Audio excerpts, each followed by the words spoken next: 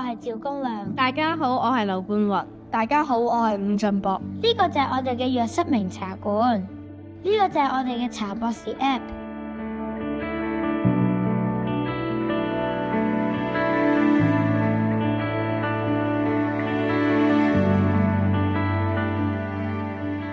茶博士，你係咪喺度做緊茶實驗啊？係啊，今時今日沖茶好講究科學原理嘅，例如控制水溫、沖焗時間同埋監察水質等等。茶博士，不如你同我科技小王子運用科技科學一齊泡好茶啊！好啊。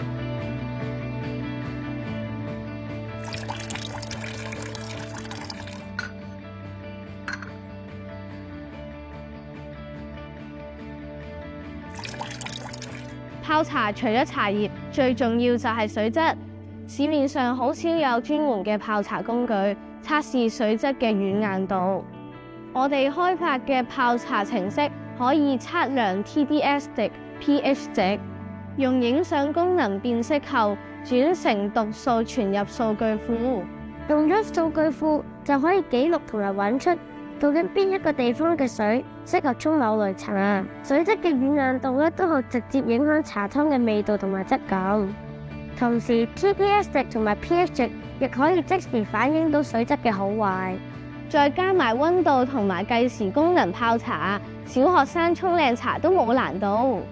嚟到校園最多嘅就係檸檬茶同埋汽水，向全港嘅小學生推廣茶科技文化係我哋嘅目標。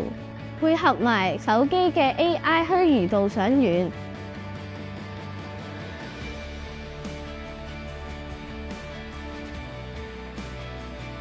龍井係綠茶，茶色翠綠，香氣濃郁，味道甘甜。你哋睇下聞下啦，店小二同客人沖杯龍井。